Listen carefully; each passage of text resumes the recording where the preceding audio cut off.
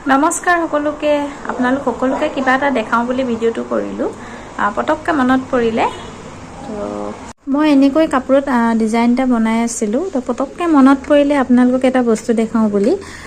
এটো যেহেতু কাপোৰটো অকমান ডাৰ্ক কালাৰ হয় তো ইয়াতে মানে কি হয় আপোনালোকে ডিজাইন উঠাবৰ কাৰণে কাগজখন দি তলত মানে ডিজাইনটো দিলে এনেকৈ ডাইৰেক্ট চাপ মাৰিবৰ কাৰণে আসলে দিগদাৰ হৈ যায় মানে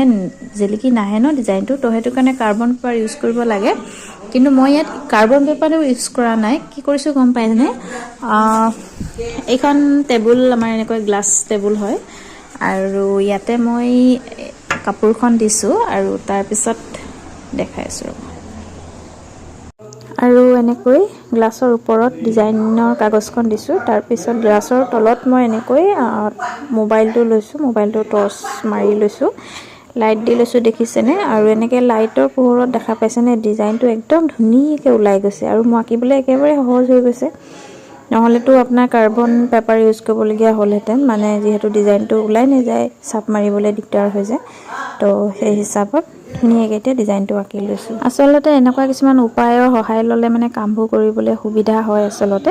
মই প্ৰায়বোৰ ডিজাইন এনেকৈ আঁকো সো আপোনালোককো অকনমান দেখাও বুলি ভিডিওটো কৰিলো ভাল লাগিলে লাইক কৰিব আৰু শ্বেয়াৰ কৰি দিব